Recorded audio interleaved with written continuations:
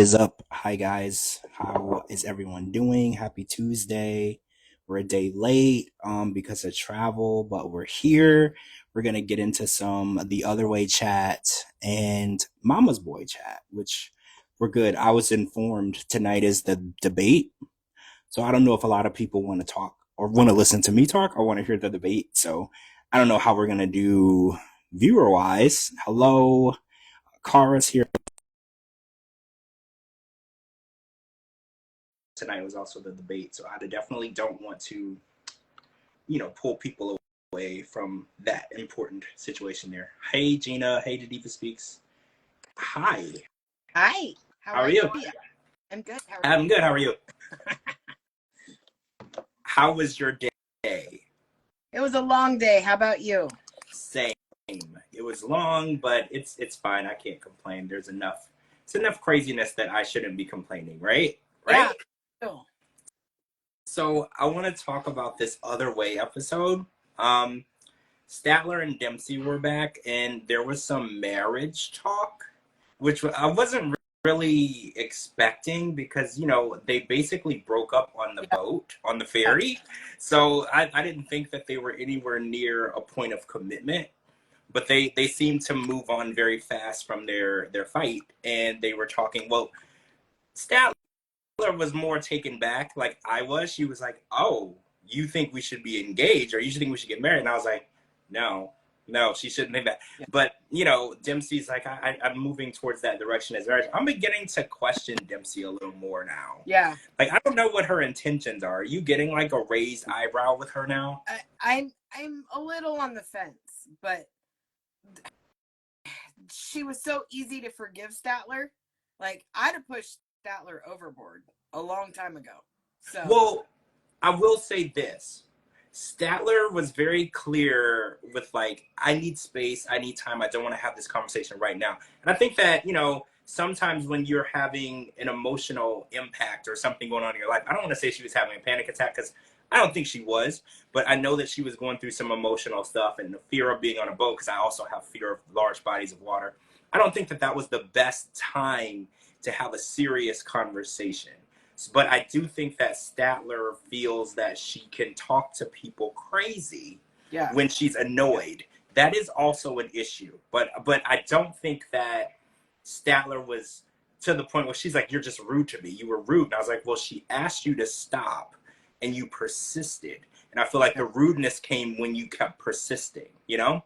I mean, I'm so on the fence about this. I'm so on the fence because I can't stand Statler. That's no secret. But watching Yeah. her fake panic attack is what is getting me. Like you use that as an excuse to just be a jerk. Plain and simple. Well, yeah, you know what? This is funny because we were talking about this yesterday, not yesterday, the day before, with Brian from Before the 90 Days. They use things about themselves as an excuse to be a jerk. You're 100% right. And I think that Statler uses her anxiety, her social anxiety, and her mild, what is it, being on the spectrum Yeah. as a reason or as an excuse. It's like a get out of jail free card, right? Like when you do something really bad, you're like, oh, well, I'm gonna pull my get out of jail free card because I have bad anxiety or I have this issue, and I don't think that it's fair to use that excuse. I mean, you can use it every now and then, but it's not. It shouldn't be your go-to. And I think Brian, specifically on Before the 90 Days, everything is okay because he's a quadriplegic, Yeah. right? And I was like, well, no. No, it's not okay. You can't just treat people and lie to people and do whatever you want and say whatever you want. And then when they get offended, you're like, well, I feel like you're judging me and you shouldn't judge me because I'm quadriplegic. No, she should judge you because you're a liar, right? Absolutely. Absolutely. But the way Dempsey got over all this shit almost instantly. Also, who drives through a tunnel with her sunglasses on? Come on. I don't know. Okay, so I wear my sunglasses like in the airport and on the airplane and stuff because I don't like to like talk to random people. But like, yeah, at nighttime, no. You are in a tunnel. That's crazy, right? That's completely Well, I crazy. mean, yeah, it's one thing if you're like trying to disguise yourself or just go a little incognito or whatever. Nobody can see you in the freaking tunnel. Well, But also, and can you also see though? yeah, That exactly. that's I don't, it's crazy. And it's the idea that they were so ready to forgive each other and move on after that fight. I felt like that fight was pretty Yeah. drastic. Like, I felt like they were screaming at each other, calling each other names. And, Statler basically told her to get the hell away from me. Like, that's pretty drastic. So less than 24 hours later, right? I feel like that's crazy to me that they were already over it and ready to talk about getting married. Right. Even though Statler said like within the next year, Yeah. I still think that's crazy to me. Yeah, absolutely. Well, and then Dempsey was like, or Statler says, or 3 or 5 or 10. I mean, I don't think they should get married. I barely feel like they like each other. Yeah. I feel like they don't get along, and I feel like they clash. So I don't even feel like they should be friends. I just don't know what. Also, like, my other question is, I'm not very familiar with visas and everything and how they actually work, but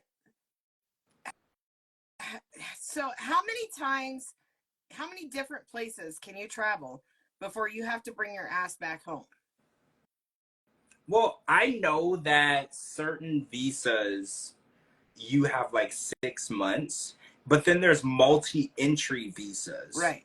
where you can go to multiple places in that amount allotted time. Well, I know it varies, 30 days, 90 days, and then there's the most is 6 months. And I don't know, like, I'm not like versed in the subject, but I know that the multiple entry visa, you can go to like the UK, you can go to Mexico, you can go to like, there's like a bunch of countries on that list that you're allowed Okay. to visit. So my question is, now that she just up and moved out of America, what happens when that 6 months is up? Well, I think the way it works, you have to go back home for at least 30 days. And then you can go back. Okay. If I'm not mistaken, it works that way. And it like restarts. Okay. So I think like if you stay the 6 months, you have to go back to your home country. And hey, Taryn, you have to go back to your home country. And then you stay a certain amount of time. And then you can like, I don't think it's renewed, but like you can get another multiple entry visa and kind of start over. But those don't work as well as getting a visa to the country that you want to live in, because if you want to work, if you want to file taxes, if you want to do certain things, it's easier if you actually have a visa to that actual country. Because I think it's weird when people pack up and they move to a country, like Corona, for instance. She moved to another country. She's trying to enroll in school. She wants to do all these things, but she's not thinking about getting married. Because I was like, yeah, you can go there and enroll in school. That's not the same as going there and getting a job. Hey, Right. Riley. Hi, Riley. It's just, I don't know. I'm beginning to wonder what Dempsey's end game is. What does she want from this? And if that's true or not, if what I believe is true, I think that she wants someone to fund her dream of driving across the countries and the nation. I think that she wanted to do it. She didn't have the funds to do it, and she found her a sucker. Yeah. And I think that that's where we are. And it's funny because I don't want to like think that Statler was right, because we know Statler went off right before the season started and told us everything. And I was like, well, you know what? I want to hear both sides of it. I don't want to just take Statler's word as being what really happened. I want to hear both sides, but I am starting to see things that are making me raise my eyebrow. I don't know. The first season, I liked them both. I liked them both equally. I thought they were both. I thought they were such a great couple. But then in between seasons, Statler kind of went off the deep end very publicly, and so it made it really hard not to form an opinion about her coming into this season. So now that this season's going, I'm literally seeing all the same batshit crazy stuff I saw like on the internet regularly. Yeah, she also complained heavily about the way that she was portrayed on the first season. So her coming back for a second season seemed really strange. Yeah. And I know that they sometimes film, we learned this together, they film things simultaneously. Yeah. So she could have been filming her other season and then they were filming the other way literally within a month or two of each other. So maybe she hadn't seen how they portrayed her yet. Like she had just finished filming the first season, it hadn't aired yet, and then she agreed to film another season. Because I was like, if they portrayed you really bad and you hate the way you looked, what will possess you to do it again? Yeah, exactly. Right? Like that was so I was like, it had to have been she hadn't seen the episodes. Because you know what's crazy? So you know how a lot of these TV shows, they will call you into the studio or whatever, and they will screen your episodes. Do you know Yeah. Sharp doesn't do that? When the cast members see the show the same time Yep. we do. Because That's crazy. I was talking to some people who filmed different TV shows, and they were like, "Well, yeah, we screened them ahead of time, so they know Except for what." Pillow Talk. Pillow Talk's a little different. Yeah, that's a little different. You're right. That's a little different. But I think it's interesting that they don't show the cast members the finished product before it hits the air. Because a lot of these TV shows and movies too, you get to screen it before the public. Yeah. And I think that they do this on purpose, Yeah. maybe to keep the cast members from rebelling before the season starts. Yeah. Because I would be really upset, right? I would be if I was on the show and they made me look like a horrible person and I look like I'm a scammer or a liar or a cheater and I'm not. I would be pissed off, right? Yeah. I really would. Because and if they cut and pasted my scenes to make it look like I was stealing or doing whatever, I would be really mad. Yeah. So, but I just think it's interesting because they're literally watching the show as we watch it, and they're all pissed off. And I'm like, see, I would love for them to let them screen it first. But I guess once it's done, it's done. They're not going to change it. So letting them screen it is just giving them a window of opportunity to ruin the show, right? They're just going to go online and be pissed. But the only reason they're giving them that opportunity is because everybody's breaking their NDAs anyway. Yeah. So they're like saving money because we're still going to air it. So if you don't want to be paid for it, then cool. So she kind of moved back into Sarper's apartment, right? And he said that he had scheduled a therapy appointment, which he did not. He lied to her face. And, you know, she's like, oh, we have this issue. Now you're a liar and this and this. And I was like, she kind of is really good at pretending that things bother her. And then, like, the very next scene, they're, like, doing a photo shoot and she's licking him. Yeah. You know, and it's like, I don't know. There's, like, people who pretend that they're bothered by someone's behavior, but then do absolutely nothing about it. You know, and one therapy session is not going to solve anything. But I feel like Sarper is like, oh, well, in Turkey, therapy is frowned upon. And I was like, so just because your country hates something, does that mean that you shouldn't do it? Yeah, exactly. I don't know. The way he made the comment that men in my country, it's seen as weak or whatever. In your country, does everybody go get drunk with a woman and save the bottles? Does everybody keep a tally of been with? Like, you're so far out on left field that you're not in touch with reality at all. You don't even, therapy would be the best thing he ever did. Well, another thing, like, have you ever heard anyone in our country say, oh, no one in America does that? Right. You know, like, I think that's such a broad statement. Turkey is a pretty populous country, right? There's a lot of people there, lots of different religions, lots of different ways of life. So I think it's really crazy to me that the entire country has taken a stand against therapy, right? They're like, oh, well, you just don't do that. Because in America, you know, there are people, certain cultures, right? Like, I know certain cultural backgrounds, they don't believe in therapy, right? Like, there's certain nationalities of people, they don't, and they also, some people don't believe in psychics. There's people that choose, but not an entire country of people. Yeah. Like, so when he says things like that, I'm like, well, you can't really speak for everybody because you're just one guy. And if like you said, if it's true, you've had sex with 2,500 people, you're not a typical person. Absolutely. Right? So the actions of you definitely don't speak for the actions of the other people that live normal lives in Turkey, right? Turkey, ask any man there, is it okay to rip your girlfriend's phone out of her hand and her hair out of her head? See how many of them say yes. Right. No one. Exactly. Like, it's crazy to me. And then yesterday, he pissed me off again because he was like, you're possessive. Yeah. And I think what really irritates me about him is he's always shifting blame for his behavior on her.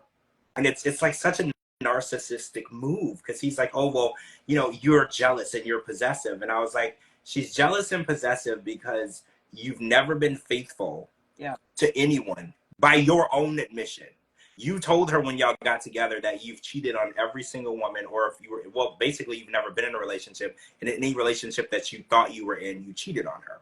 Or so how is she ever, because he's like, oh, you should trust me even if you find a live woman in a closet in my house, you should trust me. And I was like, see, statements like that would make me feel like you can't be trusted, right? Like that make me feel like you should be with Tiger Lily and you're gonna make a suit out of her. Yeah, like he really, I don't know, like some people really get under my skin. This guy, he just gets under my skin.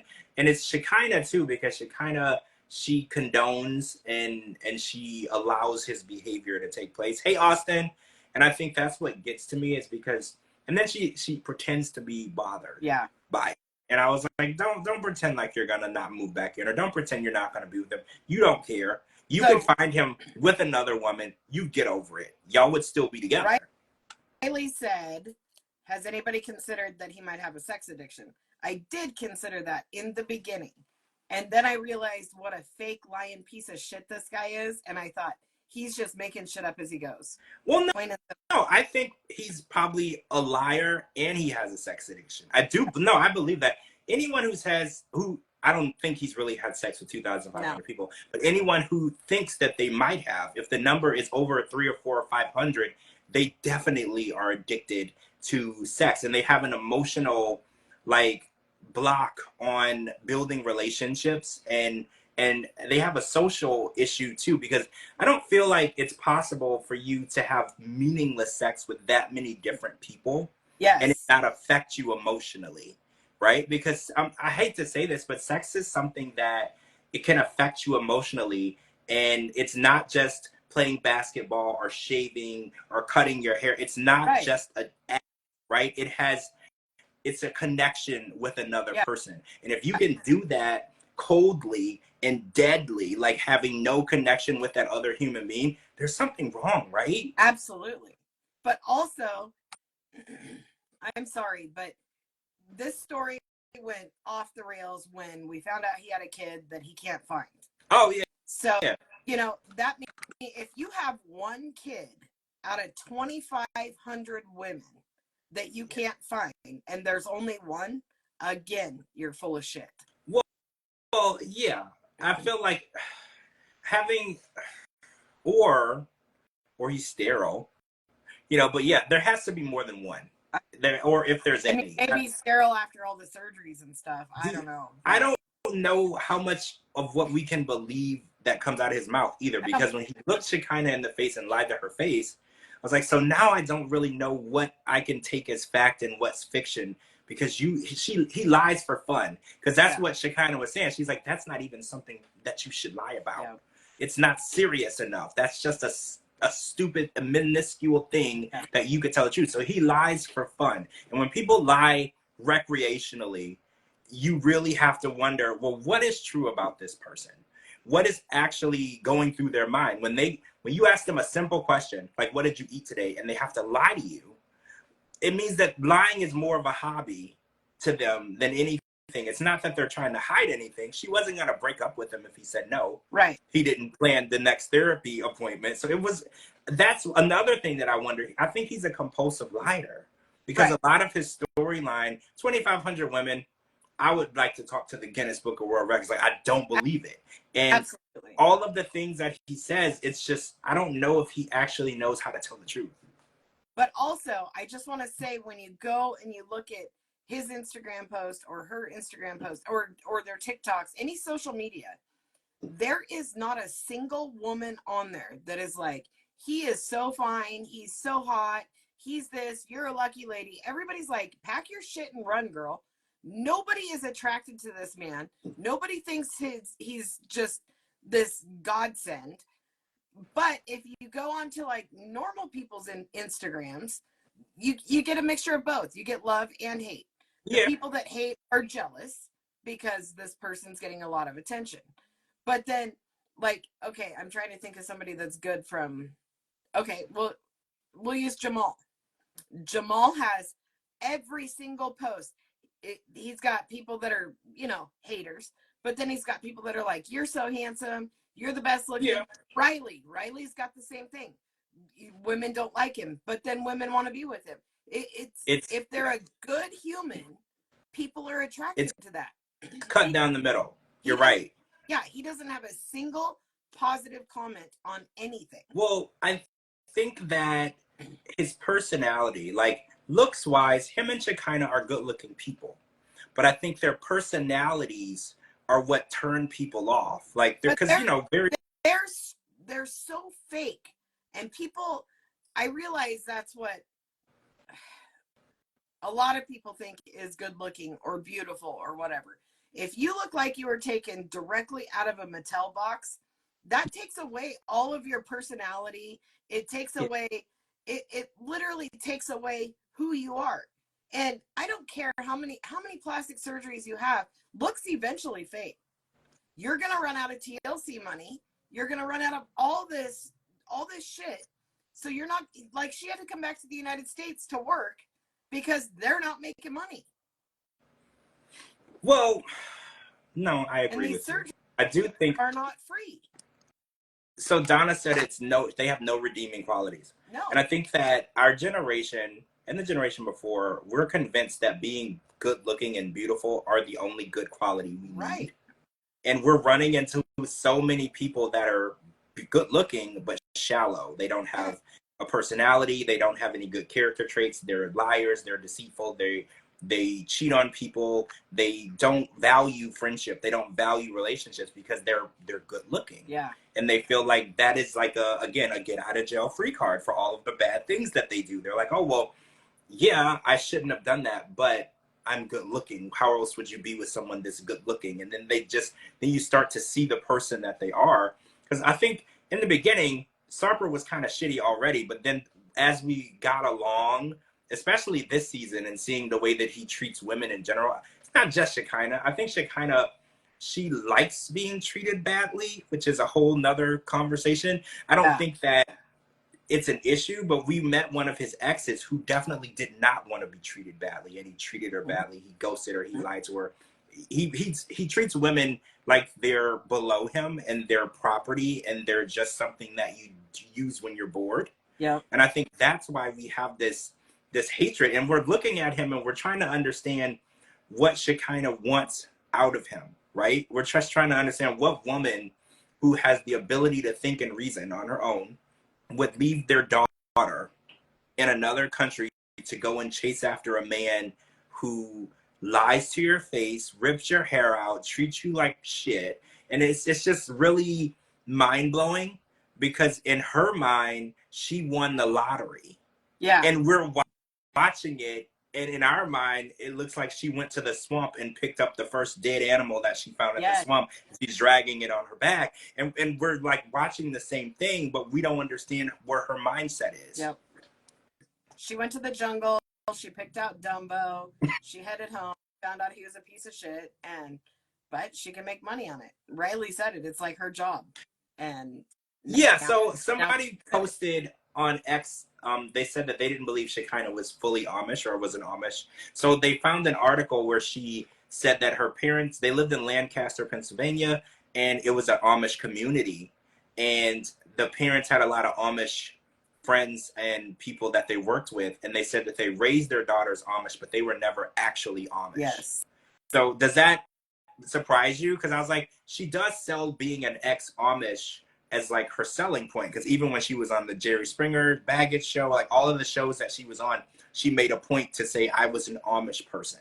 Yes. Or I was in the Amish community. So what do you think about that? Because she's basically misrepresenting herself. Or is she? If she was raised a certain way but wasn't actually a part of the community, then that's a misrepresentation, right?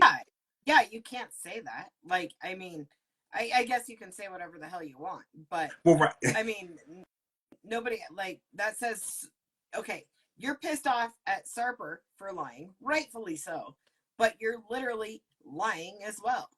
I mean, well, I could come on here and tell you that I'm a witch. A lot of people will agree with that statement. But I have no actual witch qualities. I don't know witchcraft. I've tried to ride my broom for a long time and I can't get it started. I think that when I realized that she was misrepresenting herself and she was using it, because every time she goes on TV and she's like, oh, I grew up Amish and I was in the Amish and the Amish was so controlling. I couldn't live the life I wanted. Then I found out that she wasn't actually a part of the community. It's like when you're part of the Amish community, their kids don't go to like a school. Yeah. They like teach them at home. Like it's a very different lifestyle than if you're not Amish. So if you lived in an Amish community but you didn't actually participate, you're not Amish. Just like if I grew up in a Jewish community, I'm not Jewish. Right.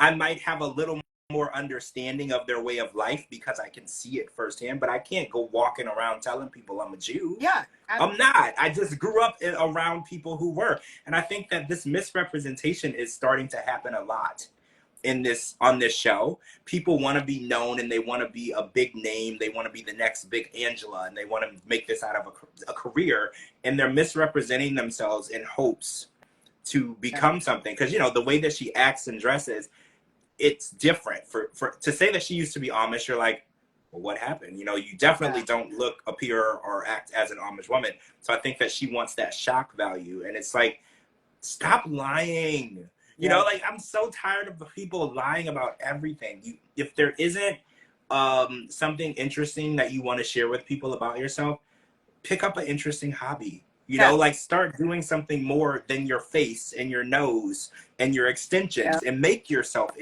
right? Absolutely. She could do so much with herself, but she just doesn't. Okay. So Corona and Inky were back on, and okay, so the consensus on X, a lot of people were tweeting out and saying they would like Corona to stop speaking for the Black community because she keeps saying Black people don't do this, Black people don't do that. And again, I think we were just talking about this with Sarper and people in Turkey. We can't really say what everybody does and doesn't do, because if we want to be real, Corona's in Iceland chasing after a Viking who doesn't even want to marry her. I could say in turn, Black women don't do that, right? But right? So I think that it's interesting because everyone's like, why does she keep speaking for everyone? And I think that she has taken full ownership of the Black community on the show. Like she's like the representative for all Black people on the show. And I think it's a really strange thing because she of all people is so eccentric and different and unique. It's weird that she's trying to stereotype herself.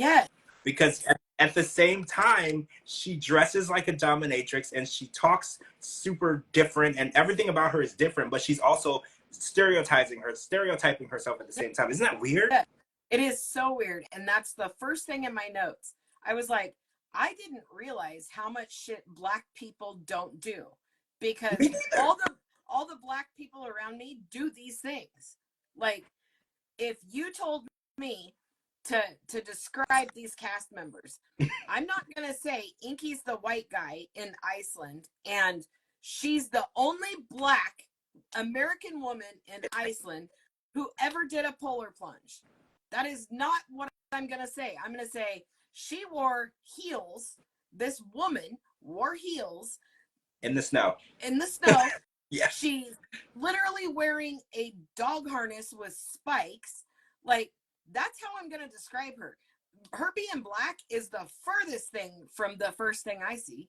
I barely remember she's Black because honestly, she's so not stereotypical in any way. She doesn't really fit into any mold of a stereotype. She's a midwife. She is in Iceland chasing after a Viking. She's everything about her makes her so different. So it's just so strange that she's trying to embody a stereotype. The thing is I like her. I like her and I like her family. I think her family is hilarious. But what I don't understand is, why did you have to... I understand that there is separation and all of this stuff. I get all of that. But I don't understand why you would go to meet your fiance, your boyfriend, somebody you're not even engaged to yet. Yeah, not even fiance. It's just some random dude. You're literally on a show about fiancés and you guys aren't even engaged. In fact, I don't even know that you're exclusive, for that matter, because we never even talked about it. We're too busy focusing on the color of her skin. Yeah. But we have to have a group meeting with other Black people and make it look like now there's a total of 4 Black people there in Iceland. and that's it. There's only 4. there's clearly more than four. And I don't know why. It could be production, like why they're focusing so much on, because let's be real, we've been watching 90 Day Fiance for 10 years. We never focused on people's nationalities this much. Like we never questioned David being a white man and Annie being from Thailand. We never question nationalities, and we don't say, oh, you're not black enough, or you're not Thai enough, or you're not Asian enough. We've never done that before. This is like the first time that a nationality is being put on the forefront. Like, Yes. she has to remind us in every scene that she's a black woman, which is fine. It's visually we know, but it's like her personality is enough for us to get to know. We don't need to put her in any nationality box, right? Like, I think it's really weird. Like, I would hate for someone to say, oh, that guy George, he's the black guy who has the podcast. Can I be the interesting person with the podcast, or can I be, I would love to not be placed in a stereotype. Absolutely. And I feel like she's working so hard to do the opposite of what I would want. Yeah. Like I said, if somebody asked me and I had to describe her being black is the last thing that's going to come out of my mouth when I'm describing her, because that is not the first thing I see. Like I said, I really like her. I like her as a person. I think she's funny, even though I have seen her kind of do some weirder stuff on the internet. I have to. That kind of made me scratch my head a little bit. But I did like her, and I do like her family. I think her family is freaking hilarious. But I lost my point. I forget where I was going with this. But before I saw her doing the weird shit on the internet, I was more focused on him saying everyone that dates there is related. That was far more interesting than her. It was way more interesting. Yeah. Right? Because in America, you guys aren't even engaged and you're on 90 Day Fiance is more interesting. I thought it was crazy when she said, oh, I'm flying to Iceland to meet this guy that I barely know, and we're gonna hopefully get engaged. I was like, that was enough to get me interested in her. I didn't need to know if she was black, white, orange, purple, blue. I was already intrigued at the fact that she was throwing away an Ivy League education from being a doctor to just chasing after some guy that honestly, he doesn't even look excited to see her. Like, he's very like, this is just what I'm doing right now. Like, I don't get any type of commitment out of him. And she went online, and I know you saw it, and said, oh, this is all a joke, this is all fake, we thought it would be funny, which I don't believe. I don't believe that. The soft partnering for me is what made me lose a lot of, like, I can't wait to watch these people. Really? Yeah. So, I mean, that was really interesting, because she was like, oh, yeah. She created something and decided to run with it. The soft partnering. Well, yeah, I mean, I think that soft partnering is just basically what did I call it? A gateway to domestic violence. Like, okay, so I looked at it as somebody does something that you hate and you just don't say anything. And then they do something that you hate again and you don't say anything. Then they do something you hate again, you flip out and you throw a plate at them. Yes. I was like, I just see it as a gateway to domestic violence, because it's like you're saying that he does things that really, really piss you off, and you just pretend like it doesn't bother you. We're all human. You can only pretend that things don't bother you for so long until you flip out. And I was like, so you're basically saying you can't stand him, but you just ignore it, right? That's basically what she was saying. So the polar plunge thing, black people don't do this. We have a polar plunge here every year in February. The water is usually between 18 and 22 degrees, so colder than Iceland. And there are tons of black people doing it. There are tons of white people doing it. There are tons of Mexican people doing it, because it supports, I mean, it's for here, it supports the Special Olympics. It's a fundraiser. It's a neat thing. It's a neat event. I did security for it for a long time, a lot of years when I was in school for criminology. And the amazing people that came out and did it, I never once heard anybody say, black people don't do this. I mean, I've heard it, right? Like, growing up. But I think that in 2024, the stereotypes of races, like, unless you're a comedian and, you know, you're trying to poke fun or get people to laugh, things aren't done by stereotype. Like, I've been to concerts for artists that were like rock. Yeah. And I was not the only black person there, Yeah. right? And I've been to rap concerts and there were more white people than black people there. You know, like I think that we're past that point where races embody a certain thing or place or action or event. Like I think we're way past that. Like you can go to a Taylor Swift concert and you're gonna see black people, white people, Chinese people, Asian people, Absolutely. African people. You're gonna literally every walk of life is gonna be there. You go to a Taylor Swift concert and there are trans people, there are black people, white, like anyone that you can think of. Because at this point, we don't say. Because I remember growing up when I was younger. I lived in Louisiana, so we were by the Gulf of Mexico. So when people would go swimming in the Gulf, they'll be like, "Oh, us black people don't do that." Yeah. You know, when I was growing up, they would say that. But I was like, now, every time I go to the beach here in Florida, there's everybody going out in the water. Like literally, that is so outdated. And I want her to know, if she doesn't already, you can be black and go to Iceland. You can be black and go to. You can be white and go to Africa. You know, like please don't do anything you want to do. You can be white and do anything you want to do. Right? And it's not about like, you know, my people don't do this. Like I feel like at this point in 2024, like it's not really my people, your people anymore. We're just all people. Absolutely. I don't really feel like people believe my people, your people anymore. Like I go to like festivals here and there's like a lot of Hispanic culture here. And the Hispanics, they bring out the food and the drinks and they want us to experience it. They play their music. They're very open with everybody experiencing the food, buying the food, listening to the music, trying their foods, trying desserts. Like they don't, it's not a closed club anymore. Absolutely. Right? Like back in the day, it was all the black people would have these events and they just wanted black people to go. Yep. Or we don't do that anymore. Yep. And I think that she's under the impression that we're still, you know, we're a closed club. Like if you're not the right color, you can't go or you can't participate. We're so past that. Absolutely. Oh, so you know, and she's very likable. She just needs to move on with it. Yeah, I like her. I think she's interesting and funny and spontaneous.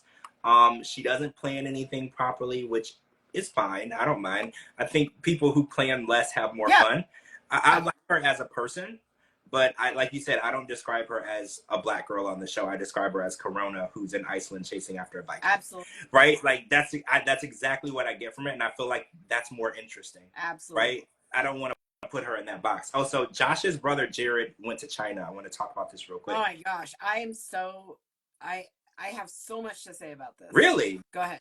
Yes. Well, we were watching his brother help him bring some stuff up. So first of all, the house is 5 floors. Did you catch that? There was 5 floors on the elevator. I don't know. I wasn't aware that there was 5 floors in this house. So now I understand a little better why Josh is there, right? And then I also tweeted out, I was like, Josh, if you don't want to stay there and, you know, bang your wife, I can volunteer as tribute if I get like floor number 3.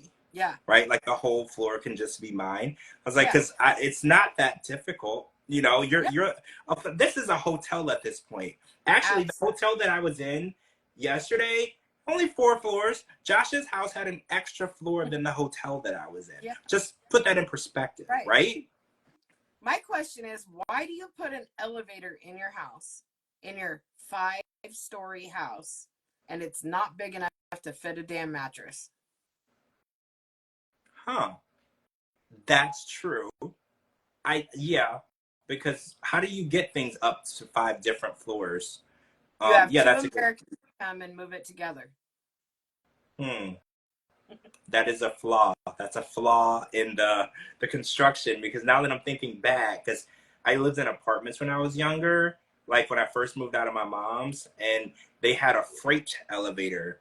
Like they had the regular elevator for like people and stuff, and then there was like all the way at the other end, there was this huge wide elevator where we could put all of our furniture to get it up, because there was 4 floors in the building. So yeah, you're right. Why would you put a tiny little skinny elevator and then everything else has to be dragged upstairs, which is dangerous. It's a hazard, first of all. Absolutely. Oh yeah, Coco says a dolly system. Yeah, like a dolly system for the stairwell. It's kind of like what they put the wheelchairs on. It pulls things up and down. Yeah, that would make sense. That would. So Why is she texting the brother when they have a fight? I don't know. I was really interested in that because do you remember? I can't remember which couple this was, but there was another couple back in the day where they were fighting, and then she went and was texting his brother or dad. No, I think it was Yes, his dad. the dad. It's Riley. Wait, was it Riley? Oh Yeah. my God, it was Riley. It was Riley, and what was her name? Violet. Yep. And Riley would get into a fight, and Violet would go and vent to Riley's dad. And I thought that that was the strangest interaction between two non related people, right? Yeah. Like, why would you have that? And then now we're watching Josh and Lily is talking about their issues with Jared. Yeah. And I feel like that's really toxic, It is. right? Like, you can't, because every time you hear something from someone about a relationship and it's negative, you're going to think that that relationship is bad, right? So, and if you notice, Josh was also talking negatively to Jared about Lily. So it's like a two-way communication of how toxic it is. But if I'm having problems and I need to talk to my sister, that's fine. But there's no need for my husband to be texting her about our problems. Well, right, because what's your sister going to do to fix it? Yeah. You know, because she, first of all, your sister should be biased to your side, Yep. right? But we can't always control how people feel. So what if your sister's not biased and then she's telling him things that aren't going to be helpful? You know, so that was my first thought. I was like, if the person isn't biased, then what if they're being counterproductive to solving the problem? What if they're actually telling them, you should just kick him out, you should leave it? Like, you don't want that type of advice. You know, if you called my sister or brother, they might tell you something like that. Because, you know, my family is super, super, like, dysfunctional, right? Like, we get along when it's convenient, and then we don't, right? So I wouldn't want those people to be that influential in my relationship. Yeah, I agree. I would be so mad. I mean, I think that the money, I think they brought this up on X a lot. They said, oh, so we're going to do this money thing every episode. So I do feel like their storyline is lacking a strong sense of conflict. Yeah. And I think it's because they actually probably love each other and they get along. And I think that when that happens, they have to keep beating at the same horse. Because I feel like every scene she says, oh, this is money, this is money, this is money. And I was like, well, this is the only thing y'all have going on. I feel like y'all are going to be okay. Yeah. Right? Because no one is out of money. You're not homeless. You live in a 5-story house. If money is the only issue, I think y'all are going to be okay. Also, right? What the hell did you eat for dinner that was $500? Do you know how much Chinese food you can buy for you can spend $20 on Chinese food and have dinner for 7 days. Somebody online said that it was 500 of the Chinese currency. So they said in like American, it was like $5 or $6 or so. Please don't quote me. I don't know the exchange rate. I'm just saying. It popped up that it was 3,513 yuan. Is that how you say it? Yuan? Yeah. Oh, so it was 500 converted to American. Yeah. Oh, yeah. Yeah. So what did they eat? Yeah. That's crazy. So I could go spend $20 on Chinese food right now, and we'd still be eating that shit on Friday. Oh yeah, I get like the $12 combination plate, and I have like food for 3 days. Absolutely. Because it literally gives me so much food and rice and egg rolls and sauce, and it literally. But again, Lily picked the restaurant. Remember, because she was like, "Do you want to eat here?" And I think he thought she said it had snake. Yeah. So she picked the restaurant. So it's like, you can't pick the restaurant and then complain about how much it costs. Yes. Right? Like, that's my main issue. He doesn't know to eat at any specific restaurant in your country. It's probably not even in the language he understands. He doesn't know what they even serve. You bring him to a restaurant that charges $250 a plate or $150 a plate. You can't be like, can't believe you made me spend $500. He didn't. Yeah. He probably would have been fine if y'all went to McDonald's. Yep. But you chose the restaurant, and then she's like, oh my God, I spend all this money. And it's like, if you don't have the money to spend, I get it. But if you have a house with 5 stories, $500 on dinner is crazy, but it's probably in the realm of your lifestyle, right? Yep. It's in the realm of your lifestyle. I don't know what it's like to have an elevator in my home, let alone 5 floors. So I'm going to go ahead and say $500 is not going to make or break her. And we did figure out that Lily's daughter is a famous actress in China who's been in blockbuster movies, right? Like Shabuti and I posted, or we talked about it on his podcast, and then we posted. She just did a movie recently in the last year or two that brought in millions and millions of dollars. Like Right. they're Chinese spoken language movies, but let's say like it looked like a kind of along the lines of like a Harry Potter type movie. It was like a wizardry type movie. So I don't know if all of the money Lily has is coming from her business or it's in the family. Because that was something I was thinking as well. I was like, maybe there's family money. Because if Yeah. the daughter's a famous actress and she's in blockbuster movies, if mom wants, a house, daughter can just purchase mom a house. Absolutely. Right? Because we know that she has the spa. And I think Josh said in one of his lives that like a massage is only like $10 or something. Yeah. The prices there, and I was like, so how do we explain the 5-story house?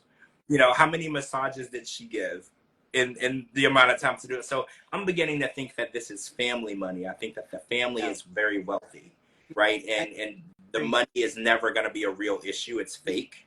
I think that this is a fake storyline because if I've never heard anybody who lived in a house like that complain about money. Yeah. I've never heard it. It just doesn't happen. Kim Kardashian doesn't complain about the money on her compound, right? I don't even call her house a house. It's a compound. She never talks about how expensive anything is. Yep.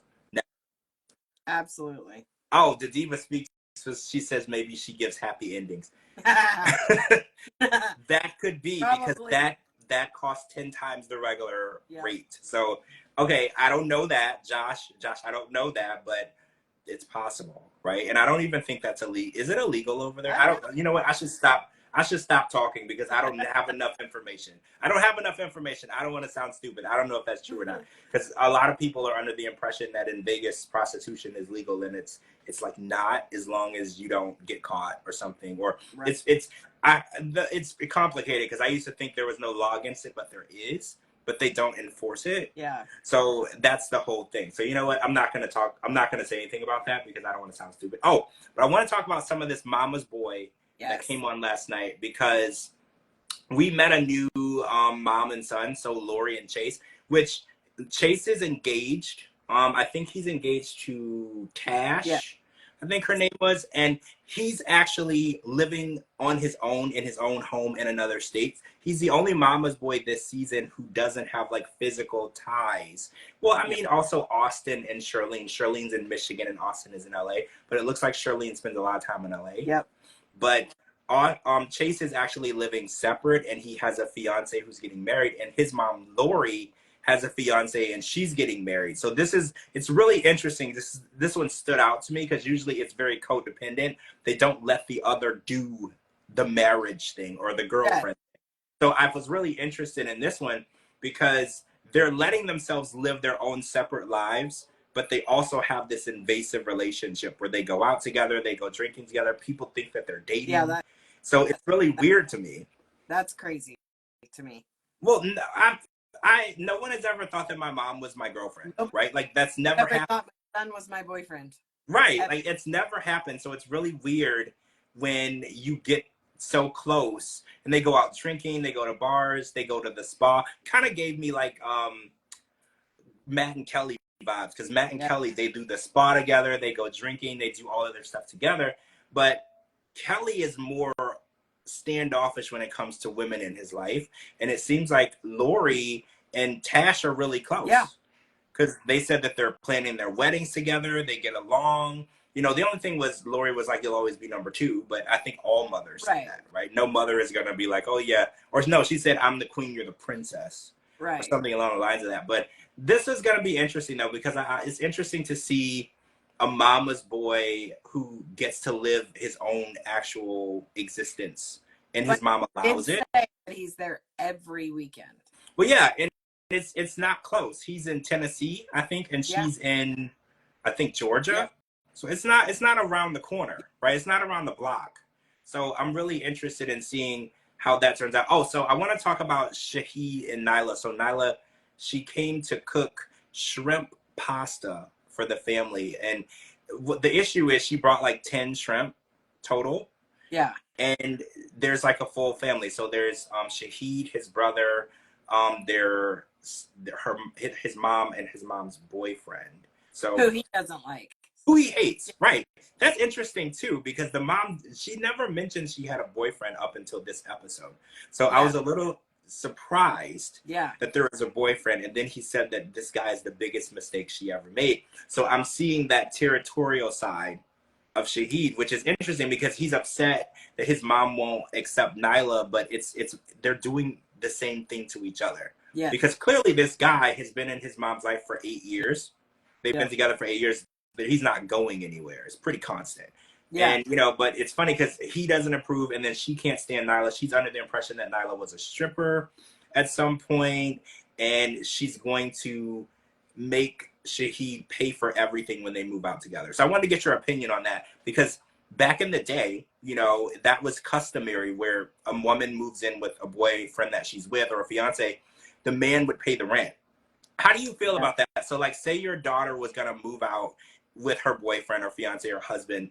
Would you feel comfortable with her depending fully on someone, or would you want her to contribute so she's not stuck in a situation that she might not be able to get out of? First of all, my daughter would never depend on anybody. My Really? daughter is, she's so independent. She has her college degree. She's young. She's married. She's got her good job. She is a very independent woman, and there's no way she would ever depend on anybody. She would never put herself in a position to be stuck, ever. Yeah, I think that's good, because every time I hear these bad situations where women are stuck in and they're in danger, it's because the man has too much power financially. Like, for instance, she'll get pregnant and he's like, oh no, stay home, take care of the kids, I'm going to take care of you. And now she's stuck because she doesn't have a safety net of money. She doesn't have savings. She doesn't have anywhere that she can go. He's in charge of everything. He's paying her car note. He's like, everything is linked to him. So her life is now in the hands of this person that she's grown to hate or be afraid of. So I like that his mom, Shahid's mom, said that she takes money out of his account and puts it in a savings account. And I think that that's a positive thing, right? I think that she does a lot of negative things in his life, and she's definitely counterproductive in him growing up and being independent. But she's also doing like a couple of things that I did agree with. I think that I agree with teaching your kids how to save. I disagree with you deciding how much you're going to take out. I also heavily disagree with doing it when they're 24 freaking years old. You do it till they're 18. You let them get a job as a teenager. You start pulling money out, teaching them how to save as a teenager. Then, or you do it, you know, till they're 20 or, you know, in college, whatever. I can't say 18 is the cutoff, but you do it through their teen years. Once they hit their 20s, they're a whole grown-ass adult. Here's your money. Figure it out. Don't blow it, but don't come back and ask me for a bunch of help. I think that she thinks she can do it because he's still in her house. Like, I think that gives doesn't in her mind. Matter. He's a grown-ass man. He's 24. Even though he acts like he's 12, he's a grown-ass man. He is making his own money, and she has no right to be putting her hands in there and setting it off to the side for him, and then telling him what he can and can't do with it. No. He is an adult. I mean, yeah, he's grown, and if he has a job, the money, because, you know, this gets into that Hollywood stuff where the parents send the underage kids to work in Hollywood and then steal the money. Yep. It's kind of in that territory because he's going out and working, and then she's taking the money. And I'm not saying she's stealing it, but she's saying what he can and can't do with it. Yeah. Because she's been taking money out for years to save for him. He's scared to move out because he doesn't want to upset his mother. But at the same time, he should want to move out. He's 24 years old. He has a job. He should be independent. And what's wrong with a 24-year-old moving in with a girl that he likes or loves, wants to be with? That's a pretty normal thing that you would do. Yeah. I do think that it's important that she contributes in some way. But again, he said that she got a regular job at a daycare, every 2-week pay. Like, I don't think that she's the deadbeat that his mom is trying to paint. I don't see that. I didn't see him contribute. Yeah. There's tons of different ways she can contribute. She can do the grocery shopping. She can do the cooking. She can do the laundry. I'm not saying that we need to move back to the 1920s, but what I'm saying is there are different ways to contribute. If he's putting in more money, she can put in more effort, and vice versa. Well, yeah, and it should be his decision. If he wants to move in with her and pay all of the rent, like you said, he's grown, he's 24, he can make that decision. Yep. Some men, I don't agree with it, but some men like to be the provider and show the dominance. I don't like it specifically because I feel like y'all should be equals. Yeah, and no absolutely. one should be able to hold over someone's head like, well, I paid all this, I did this. I don't like, power moves. Yep. So I don't like when, the man's like, well, if it wasn't for me, you wouldn't have this car. Or well, you wouldn't have. It's not fair because now the woman feels like she owes you something. Yep. Right? Like, I feel like that's the only situation where I wish men and women realize that, you should be more equal. Oh, speaking of, I want to talk about this 60th birthday party for Tina. Josh's mom, Tina, and his wife, Janelle. So Janelle gave Josh a photo of a Louis Vuitton purse that she really, really wanted, right?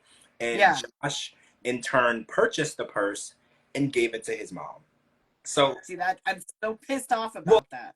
Well, that's not even the worst part. His mom, Tina, also went in Janelle's closet for the party. Well, she didn't know it was the party. She thought they were just going out and wore the shoes that Janelle wore when she married Josh to the wedding. And so then went about that too. I'm a mother-in-law. I have a daughter-in-law. Okay, so I cannot imagine even stepping foot in my husband and my son and his wife's bedroom, much less their closet. And if I got a purse, yeah, I'd love a Louis, but if I found out that's what she picked and my son bought it for me, I would beat my son's ass. Like, take care of your wife. I'm your mama, but you take care of your wife. She not only rubbed it in their girls' faces, because, she's got two sons, two daughter-in-laws, and she's like, who doesn't have one? You. Like, she rubbed it in their face. I just feel like she treats them like they're always going to be second best. And I think that that's a really bad way to be a mother-in-law, right? Like, obviously, that your son is going to always love and respect you. You gave birth to him. But you don't have to make the women in his life feel like they should be in competition with you, right? And I feel like she reminds them, because even when she's like, I wish you wouldn't go in my closet, and she just said it like, I'm going to do what I want. Like, what are you going to do? What would you do to stop me? Because at the end of the day, the mom knows, because, we didn't talk about the house. They bought a house in Florida to move back to Florida. She's originally from Florida. She took one for the team and moved to Massachusetts. And they won't move because Tina won't move and he won't leave his mother. So now they're like stuck at a standstill. And I think the mom is using it as like a high roller card. Like, well, you can't do anything unless I approve it. And now I would sneak my happy ass into mama's closet, take that Louis bag, and move my ass to my house in Florida. That's what I said. I said she should take the kids and pack up and go to Florida and call Josh and be like, do you want to see your family? Come to Florida. That's exactly what she should do. And leave your mom there, right?